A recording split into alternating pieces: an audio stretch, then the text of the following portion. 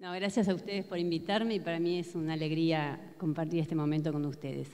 Bueno, mi enfoque va a ser diferente. Mi exposición tiene 3 partes, voy a ver si me alcanza el tiempo, pero la primera parte voy a hacer el approach general de cómo lo vemos desde un enfoque también sociológico, antropológico. Una segunda parte traigo algunas investigaciones, algunas que yo hice y otras que pude ver el año pasado en el Congreso Internacional en Roma, y una última parte de cómo son las prácticas. Lo he llamado Integrando Sistemas porque esa es la propuesta que se está vislumbrando a nivel internacional, la necesidad de integrar sistemas, salud, justicia y educación como la única manera de llevar a cabo estos enfoques. Bueno, el enfoque por supuesto es holístico, porque tiene un enfoque jurídico integral, donde integramos normas de distinto rango y también de distinta materia, penal, salud mental, órganos administrativos, etc. Hay un enfoque de las neurociencias, cada vez es más fuerte los cambios que se han producido en el ámbito de las neurociencias en estos últimos 10 años no tienen precedentes. Y eso tiene mucha impronta y mucha importancia en el momento de la evaluación y el diagnóstico de los casos. Ahora tenemos muchísima más información, no solo desde las mediciones a través de los SPECT, de los mapeos cerebrales, sino incluso hasta el descubrimiento de cómo es la química cerebral.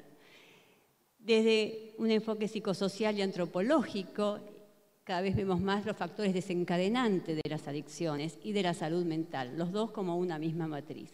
Las políticas públicas es el punto central donde se vislumbra cómo sigue la historia, qué políticas públicas se aplican, quiénes intervienen, cómo se articulan, quiénes se hacen responsables de cada parte de la política pública. Y las investigaciones de campo, porque sin investigación no podemos hacer diagnóstico del sistema, y sin diagnóstico del sistema no podemos proponer los cambios que necesitan para reajustar el sistema. Los cambios normativos son solo una fase de cambio. Cada vez que hay un cambio normativo y se crean nuevos sistemas, es necesario el monitoreo, la evaluación y la investigación para volver a reformular los puntos de ajuste.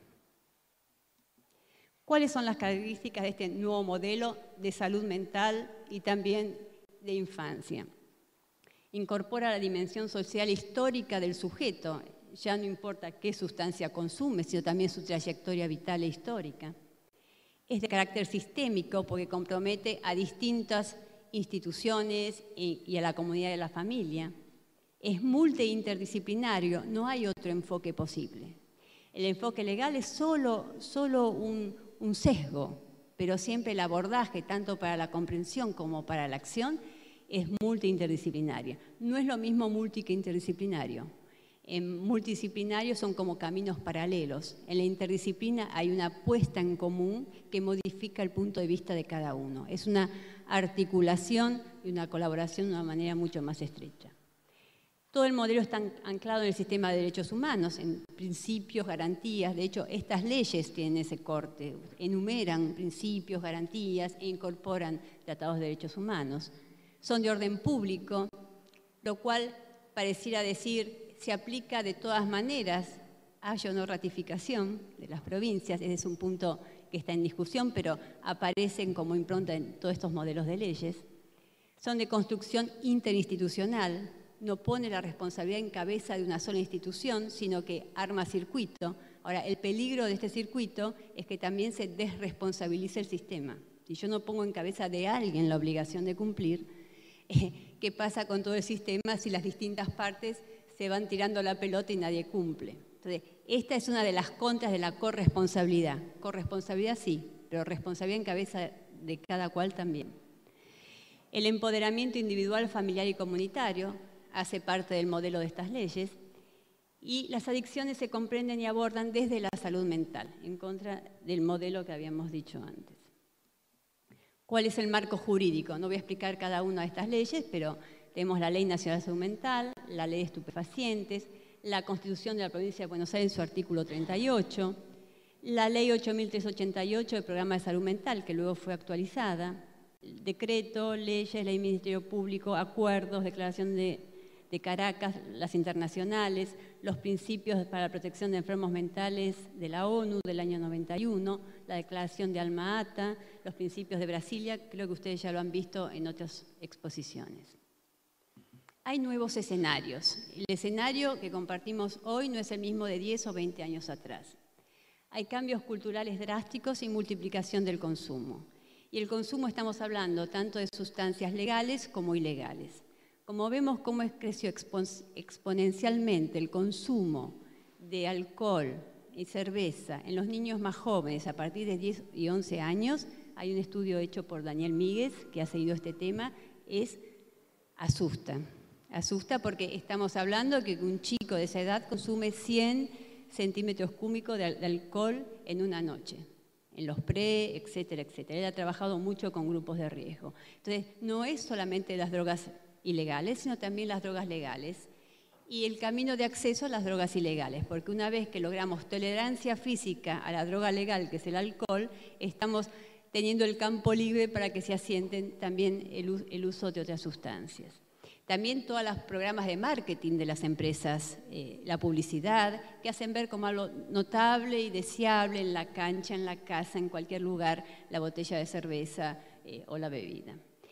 Fíjense en la cultura de nuestros adolescentes, los pre. Nadie sale a la noche sin antes un pre. Y nadie sostiene la noche sin un energizante como el Red Bull, por ejemplo, por decir cualquier marca. Pero, ¿por qué? Porque también nuestras culturas van en contra de los ritmos circadianos que necesita el cuerpo. O sea, nosotros no dormimos a las 10 de la noche, nos levantamos a las 6 de la mañana, dormimos sin sol, nos despertamos con sol. Para usar esa energía disponible toda la noche, no alcanza con lo que tenemos. Necesitamos de algo que nos empuje a más. Por eso cuando se hace, dice, no, son energizantes. No, no son energizantes, en realidad son estimulantes, que no es lo mismo.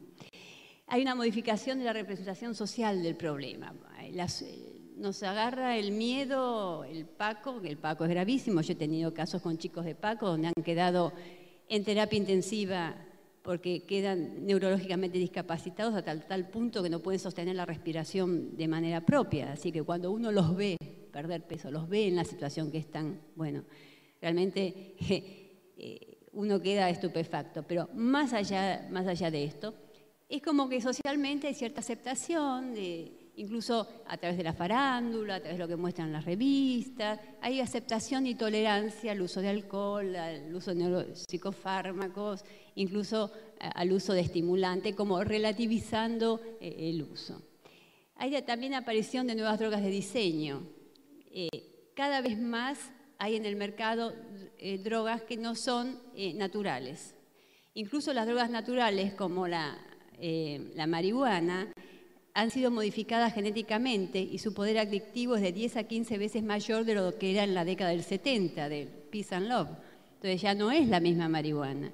Y así ocurre con muchas sustancias naturales. Y ni qué hablar de las drogas de diseño, el éxtasis, el ice, que son todas metanfetaminas de laboratorio. Por ejemplo, una viene de un medicamento para enfermos de Alzheimer, pero los diseñadores de drogas de diseño son como diseñadores de perfume. Logran ese dosaje necesario como para lograr el éxtasis o esa excitación que se necesita. Ahora, estas drogas también son muy riesgosas porque no se sabe qué cantidad exacta. Cuando hablamos a nivel molecular de drogas de diseño, tiene un impacto mucho mayor que las drogas naturales. Entonces, ¿cuál es la dosis exacta que produce? ¿Cuáles son los efectos secundarios? Y ahí tenemos todo lo que ocurre los sábados a la noche en las guardias de los hospitales. Lo que se ve a nivel internacional es que además los jóvenes no saben usar estas drogas. Lo ven por internet, se lo preguntan a los compañeros, pero no saben además un buen uso, ni saben exactamente lo que producen a largo plazo. También la superposición geográfica de producción y consumo. Hace 20 años atrás decíamos la Argentina es un país de tránsito. Hoy no, hoy es un país también de producción. Cuando vemos el Paco y las cocinas del Paco están en el primero y segundo corzón del Gran Buenos Aires. Entonces ya se ha superpuesto producción y consumo y ya las redes de tráfico no son más el dealer que se mantiene lúcido y tiene sus adictos, sino que son trafiadictos. Entonces los mismos que consumen son dealers y como necesitan consumir cada vez aumentan más su cartera de clientes. Entonces cambió completamente el tema de comercialización y también el tema geográfico, y la droga pasa por acá y se queda, no es solamente que se va. Hay redes transnacionales complejas, financieramente nos sacan varios cuerpos, el poder de corrupción que tienen también, no voy a hablar más de esto acá, pero nos estamos enfrentando a un nivel de complejidad transnacional impensable, también fue posible a través de la informática todo esto. También reclutamiento de niñas y niñas para el tráfico y el consumo, o sea, a las chicas jóvenes no solo les sacan los documentos, sino que también les proporcionan droga, y a los chicos también, porque luego los hacen trabajar a cambio de la droga. Entonces, los convierten en adictos para después explotarlos sexualmente. ¿Cuáles son los factores de la crisis a nivel social? Hay fragmentación y debilitamiento de lazos sociales. Es cuando en la sociedad se pierde la solidaridad, el vecino, el del barrio que cuida al chico, el del kiosco que lo está mirando. La sociedad se va fragmentando, y fragmentación es eso, es pérdida del lazo social, es pérdida de la empatía con el otro.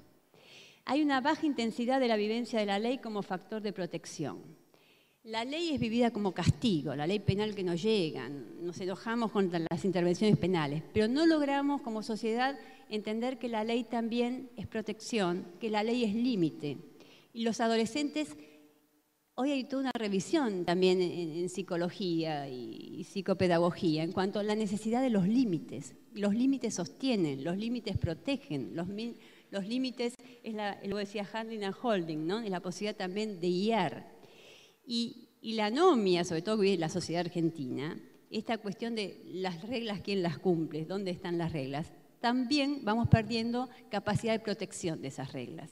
Sobre todo en el adicto, donde la ley última, que es la transgresión del propio cuerpo, también transgrede esa ley, que es la ley de la autopreservación.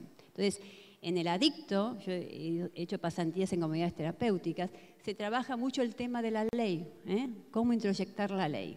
Pero en general podemos ver que es un problema a nivel de nuestras sociedades.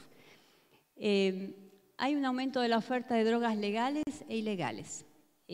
Yo tengo muchos años, pero a mí la verdad no me han ofrecido consumir drogas cuando era muy chica. Ahora de grande sí, mentira. Pero hoy en día nuestros adolescentes están expuestos todo el tiempo a la oferta de drogas, legales e ilegales, permanentemente, desde el pre, desde el boliche, desde el after pre, desde cualquier. Entonces lo que hay que fortalecer es la capacidad de decir no, pero ya no podemos evitar que se expongan a esa oferta. Hay mayor tolerancia social, esto digo, complacencia social con el uso de drogas. Hay vínculos sociales carentes de cuidado, solidaridad y respeto. Hoy los antropólogos están trabajando cómo construir respeto en las sociedades. Fíjese qué tema tan delicado, cómo construir respeto. Se ha perdido cordialidad, se ha perdido el mirar al otro, aun cuando manejamos. Entonces son valores sociales que la verdad que están debilitados y que crean este campo de la calle donde los chicos se mueven sin el cuidado de gente adulta, sin la mirada del adulto, que puede ser un vecino, puede ser cualquiera que esté en la calle. Las migraciones y la transculturalización intergeneracional, o sea, movimientos de población rápidos de distintos lugares, pero también se han cortado las cadenas de culturalización entre generaciones. Hoy en día, y eso está estudiado en la antropología, los valores de los padres no les sirven a los chicos. Y los chicos transmiten, arman sus valores desde los pares y no desde los padres. Y los padres necesitan de los valores de los chicos para sobrevivir. Entonces se ha cortado la cadena transgeneracional de transmisión de valores. Hay un consumismo y la cultura lo que hace también marca las señales del camino. Cuando alguien recorre un camino, las culturas precedentes nos van poniendo cartelitos, por acá sí, por acá no, doblar a la derecha, seguir por acá, allá al fondo está el horizonte, está el objetivo. Eso es lo que hace la cultura y eso es lo que hacen las familias también con los valores. Los valores es cómo recorremos ese camino, pero van apareciendo banderitas que nos van poniendo las culturas. Cuando se pierden las raíces culturales, cuando perdemos ese arraigo, lo que nos queda es un camino abierto, pero sin señales. Y eso es lo que les pasa a los chicos hoy. faltan las señales del camino y faltan los adultos que vayan poniendo esas banderitas, aunque a veces poner esa banderita significa poner límites y enfrentarlos. También hay el consumismo como factor de identidades, como dice Lyotard. Yo soy en esta sociedad lo que consumo. Si yo tengo un reloj caro, soy eso. Si puedo viajar, soy eso. El auto es lo que yo soy. Entonces, ya la identidad también se transforma según lo que consumo. Y en los adictos también es, ¿qué consumís? ¿Qué adicto sos? Aunque ahora, yo hace poco estuve hablando con un psiquiatra que trabaja mucho el tema PACO y está teniendo consultas de muy alto nivel económico, que no se entiende cómo chicos de nivel económico muy alto también están consumiendo PACO. Hay cambio de roles familiares e institucionales. La familia, la mujer, ya por ejemplo los antropólogos dicen que en la casa se ha perdido algo que había existido en la humanidad hace 5.000 años. Se perdió la mesa y las sillas. No hay comensalidad, no existe la familia alrededor de la mesa compartiendo la palabra, compartiendo lo que ocurrió del día. Otra cosa que se perdió es la grilla del tiempo. Nosotros nos quejamos porque la gente no llega a los tribunales, a las audiencias en horario. ¿Y saben por qué? O no llegan al colegio. Perdieron la grilla del tiempo. Al no tener trabajo formal, no tienen de lunes a viernes, de 8 a 12, de 5 a 7, hacen changas cuando pueden, sábado y domingo lo mismo que lunes o martes.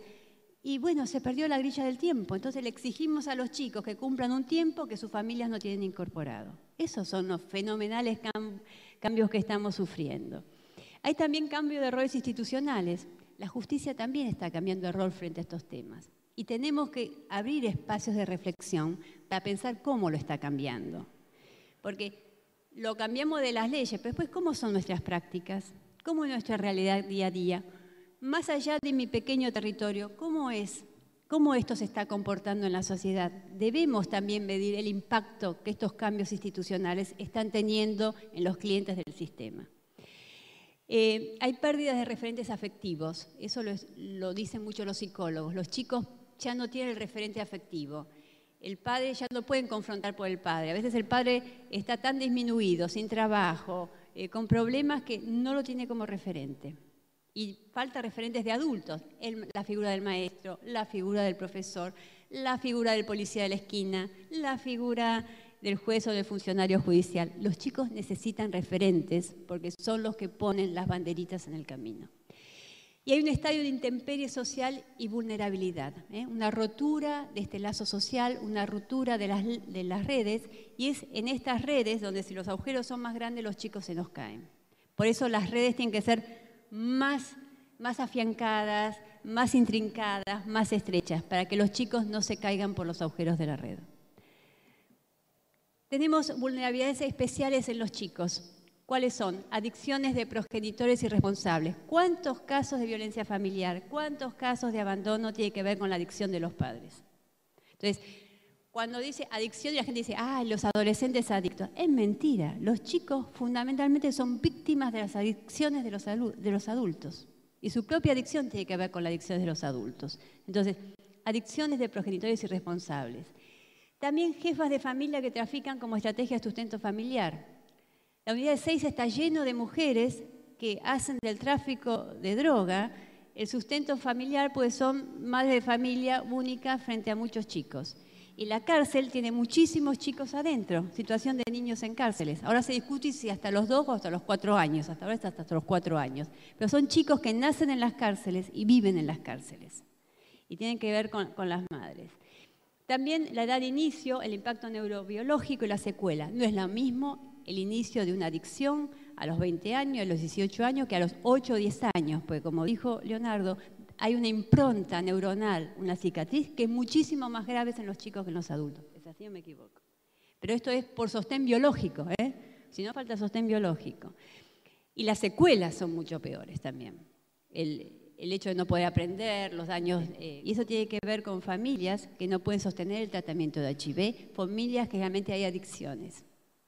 Entonces, también el HIV está relacionado con las adicciones y las adicciones están relacionadas con el abandono y el abandono está relacionado también con el HIV pediátrico.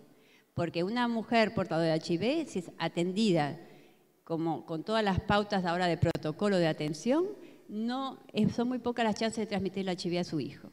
Entonces, en esto también vemos cómo las adicciones tienen que ver con la salud de los chicos. La explotación sexual y el reclutamiento de chicos, que es a través también del suministro de droga. ¿Qué mejor esclavo sexual que alguien que lo tengo atado con el tema de las drogas? Que le doy su dosis de droga a cambio de eso. Nuevas imágenes corporales, la anorexia y la bulimia. La anorexia y la bulimia es una adicción. De hecho, es una adicción porque es como la persona que se está a morir. El hecho de tener hambre y estar a punto de muerte genera que mi cerebro produzca neurotransmisores que de otra manera no produciría. Entonces, es una adicción que no tiene que ver con lo externo, pero es una adicción endógena que yo genero yo. Y la anorexia y la bulimia tiene que ver con eso. Y además tiene que ver también con la imagen del cuerpo, ¿eh? Cómo son los cuerpos hoy en las revistas, en la televisión, cuál es el cuerpo deseado y cuál es el cuerpo posible, y qué distancia hay entre el cuerpo posible y el cuerpo deseado. Los tratamientos y recaídas para chicos, los tratamientos no es lo mismo que para los adultos, y nos estamos enfrentando con adicciones a partir de chicos de 7 u 8 años. Hace poco estaba con una consulta de un hogar de chicos, había recibido a 3 hermanitos de 6, 8 y 9 años. Cuando llega la noche, el de 7 años rompe el hogar, una crisis tremenda, y el hermano más grande dice, es que él también consume Paco con mis padres. El nene tenía 7 años. ¿Dónde terminó este chiquito? En el Tobar García, porque ya se convierten en enfermos psiquiátricos. Entonces, ¿y qué hablamos de tratamiento a esa edad? ¿Cómo enfrentamos un tratamiento? ¿Qué tipo de tratamiento? Ya no nos sirven los estándares que nosotros conocíamos de tratamiento para adictos.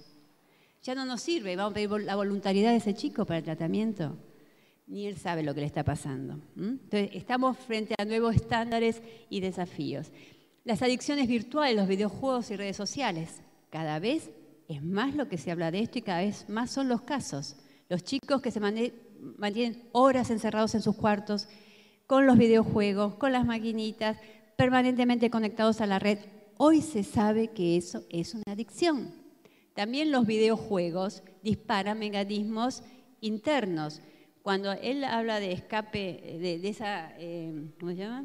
Lucha-escape, los videojuegos nos ponen en situaciones de lucha y escape que son virtuales, pero mi cuerpo no necesita movilizarse para gastar esa adrenalina. Pero eso no quita que yo la genero, con lo cual genera mecanismos de adicción también. La última pregunta es, ¿la prevención es temprana? Seguramente hoy la prevención no es temprana.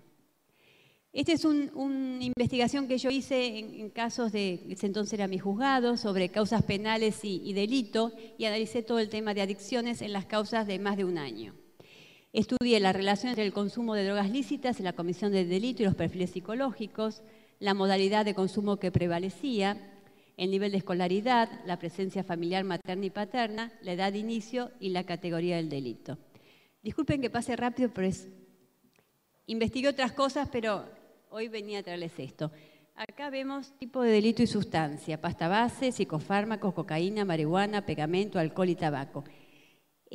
Dividí los delitos en 4 categorías: contra la vida, contra la libertad, no lo veo, desde acá no lo veo, contra la seguridad. Claro que el más grave es el delito contra la vida, después le sigue el delito contra la propiedad, con la libertad, contra la propiedad, y finalmente el de la seguridad, porque la tenencia de armas es el más sencillo.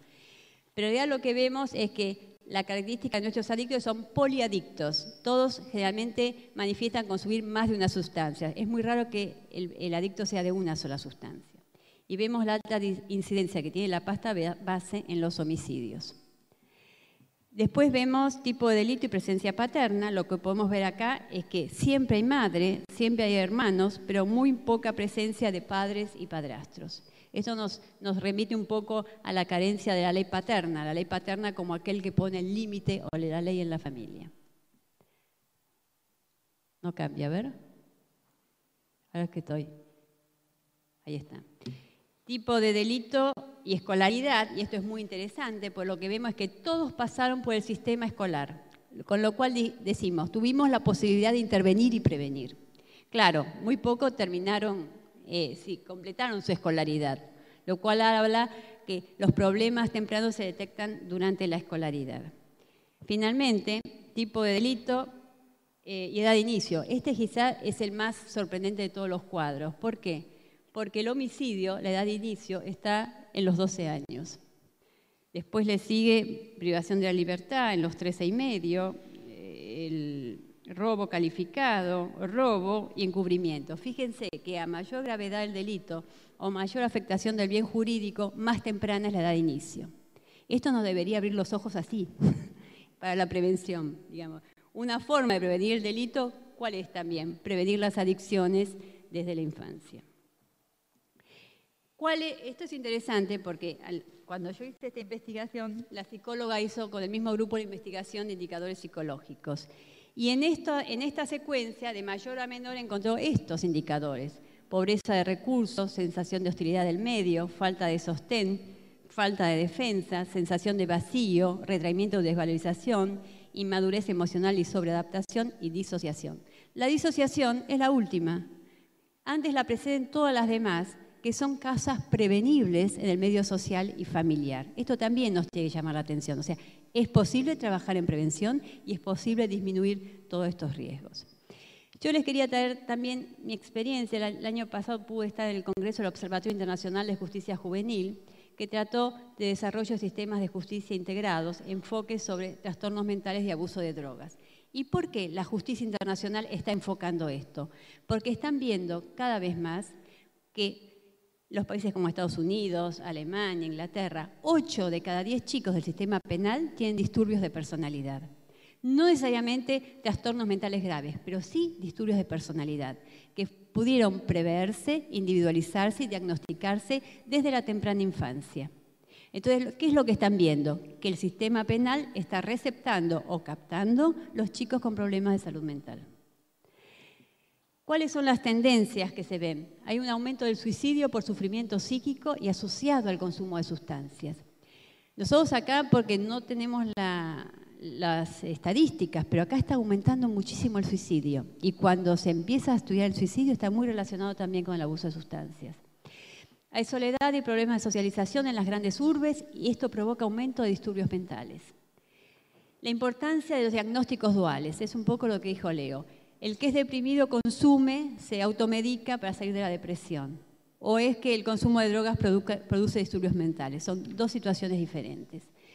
En el sistema penal juvenil, del 30 al 80% es prevalencia de disturbios de personalidad. En la población normal, esto es del 10 al 20%. En el sistema penal, del 30 al 80%. Y es mayor el índice de reincidencia de la población de alto riesgo psicológico. Cuando el riesgo psicológico es mayor, 50% más de posibilidades de reincidencia. ¿Qué recomendaciones hacen? Hallazgos científicos en el área de neurociencia nos impulsan a revisar la evaluación de los trastornos mentales. Todo el mundo dijo en ese congreso, son muchos los avances en neurociencias y son muchas las cuestiones que nos abren los ojos. Ya no podemos determinar cuestiones, decir, es solo una cuestión familiar. A veces la familia es el desencadenante, pero a veces hay algo de origen biológico también. Los métodos y herramientas de diagnóstico, detección y evaluación son considerados relevantes en el proceso de intervención. En Estados Unidos está invirtiendo mucho dinero en los screening, que son estas evaluaciones inmediatas apenas el chico ingresa al circuito penal. En base a esa evaluación inmediata, que lo hacen paramédicos, no psicólogos, es que ellos avanzan rápidamente, porque se han llegado a la conclusión que diagnóstico temprano y prevención temprana para estos casos. Los profesionales implicados en equipos en estrecha colaboración desde una perspectiva multi-agency, que es multiagencia, o sea, equipos profesionales de la justicia, de la salud, de la educación, tienen que trabajar en estrecha colaboración. Por eso ya no se habla de articulación de sistemas y se ha avanzado y se habla de integración de sistemas, porque todos tienen que intervenir con el mismo sentido. Y esta integración se logra en la medida que haya colaboración estrecha. Por lo tanto, hay una perspectiva integradora y multidisciplinaria de los sistemas de justicia y salud. Hay que individualizar los problemas de aprendizaje de edad temprana y la prevención a través de equipos especializados en distintos niveles de complejidad. Por ejemplo, Noruega hizo toda una investigación de chicos que habían pasado por sistemas cerrados en los 2 años después que salían y encontraron que el 30% moría. ¿Por qué moría? Por suicidio, por adicciones y por accidentes. Entonces, se dieron cuenta que los problemas de disturbio mental hay que atajarlos desde la escuela a temprana edad. Por eso proponen equipos especializados de complejidad para tratar, por ejemplo, problemas con chicos de trastorno de conducta, porque ahí empiezan a prenderse las primeras luces. Entonces, Ya me debe faltar poco. La importancia de la investigación aplicada, focalizar la inteligencia emocional y potenciarla, y rápida respuesta de todo el sistema. La última parte, rapidito. ¿Cuáles son las fases de intervención de cualquier sistema? Justicia, salud, educación. Primero, conocer.